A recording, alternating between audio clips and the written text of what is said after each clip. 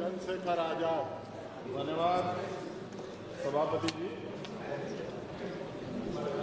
आज हम संविधान की गौरवशाली यात्रा पे जो 75 साल की बात कर रहे हैं, ये इनका काम है। धन्यवाद सभापति जी। आगे सर, आगे आगे। आज हम संविधान की गौरवशाली यात्रा पे बात करने के लिए चर्चा कर रहे हैं। कल से ये चर्चा चल रही है सर।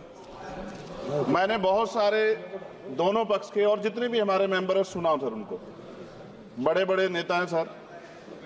इसके भाग 1 में लिखा हुआ है India that is Bharat, Hindustan नहीं लिखा हुआ है सर। लेकिन सारे नेता संविधान पर चर्चा कर रहे हैं, लेकिन हिंदुस्तान ही कहेंगे, भारत कहने की हिम्मत नहीं जुटा पा रहे हैं। ये बड़ा सवाल है सर कि क्या संविधान के हिसाब से बात रखी जा रही है। मैं धन्यवाद दूंगा फूले साहब बाबा साहब अम्बेडकर को और मेरे नेता मान्यवर साहब श्री काशीराम को। 25 नवंबर 1949 को संविधान को सौंपते हुए डॉक्टर बाबा साहब अम्बेडकर ने कहा था कि 26 जनवरी 1950 को हम विरोधाभास भरे जीवन में प्रवेश करने जा रहे हैं। राजनीतिक जीवन में तो हमारे पास समानता होगी, लेकिन सामाजिक और आर्थिक जीवन में असमानता होगी। क्या ये चुनौती आज 75 साल बाद दूर हुई है? भारत ने 26 जनवरी 1950 को संविधान लागू होने के साथ खुद को एक संप्रभु लोकतांत्रिक और गणतांत्रिक राज्य होने का ऐलान किया। लेकिन सर उस समय संविधान की स्थिति ये थी कि जैसे गांव का कोई आदमी, मैं 50 की बात कर रहा हूं, वो 50 साल पहले शहर में आ जाता और बड़े लोगों की महफिल में चला जाता, उस जहां वो खाना खा रहे हो, और वो टेबल पे नैपकिन को खा के जो है कि कहता कि ये तो फीका, क्योंकि वो जानता ही नहीं था, वो समझता नहीं था संविधान को, संविधान है क्या। संविधान उसके लिए महज दस्तावेज था। ये जिम्मेदारी थी राजनीतिक दलों पे कि वो संविधान को व्यवहार में लेके आते। और इसके इतने सारे आर्टिकल हैं, अगर इनको व्यवहार में लाया जाता तो मुझे लगता कि आज देश बहुत बदल गया होता। बाबा साहब ने कहा था कि लोकतंत्र भारतीय भूमि का केवल ऊपरी पोशाक है, उनके अनुसार यहाँ की संस्कृति अनिवार्य तौर पर लोकतांत्रिक है।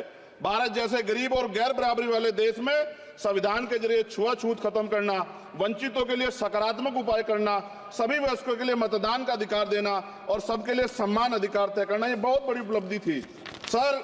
ये संविधान है कि आप वहां बैठे हैं और मैं यहाँ खड़ा होकर अपनी बात रख रहा हूं, और इस देश में आदिवासी महिला के तौर पे जो है राष्ट्रपति बनी है, और प्राइम मिनिस्टर तो नहीं बना, लेकिन शेड्यूल कास्ट के बड़े नेताओं को भी जो है राष्ट्रपति बनने का मौका मिला। इस संविधान की देन, अगर वोट हम पे नहीं होता तो शायद अमीर और जो राजा महाराजा खुद को मानते हैं हमारी गलियों तक नहीं आ पाते, हमारे हाल नहीं जान पाते।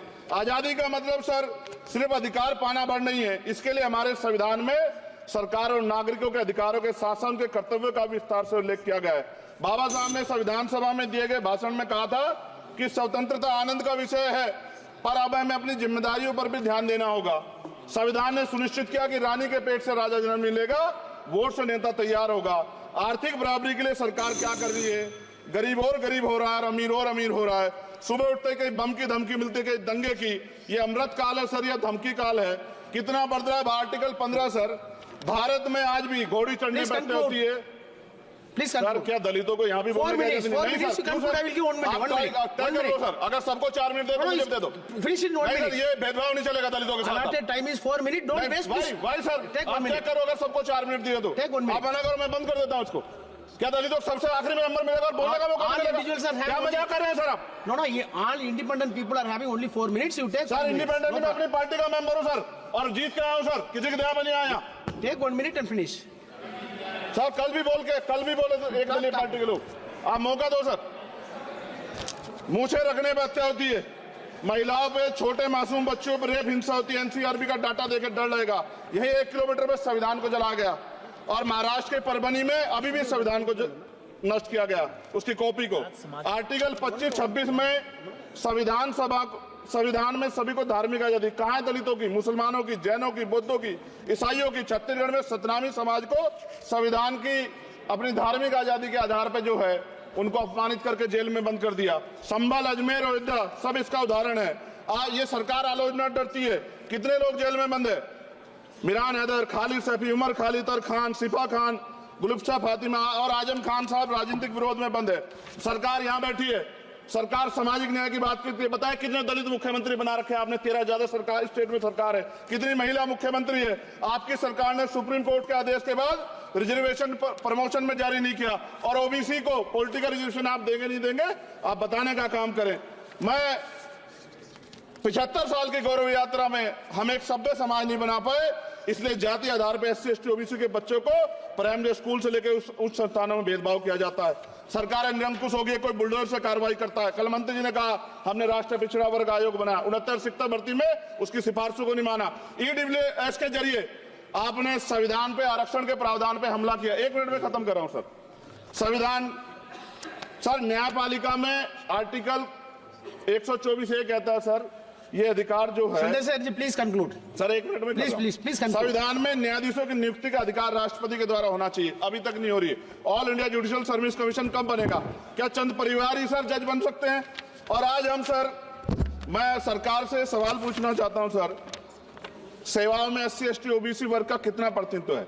भारत सरकार के मंत्रालयों के अधीन PSU में, बैंकों, बीमा कंपनियों में और स्वस्थायी संस्थानों में आउटसोर्स तथा कॉन्ट्रैक्ट पर वर्तमान कार्यरत कर्मचारी कुल कितनी संख्या है? आउटसोर्स और कॉन्ट्रैक्ट में कार्यबल SC ST OBC कितना प्रतिशत है?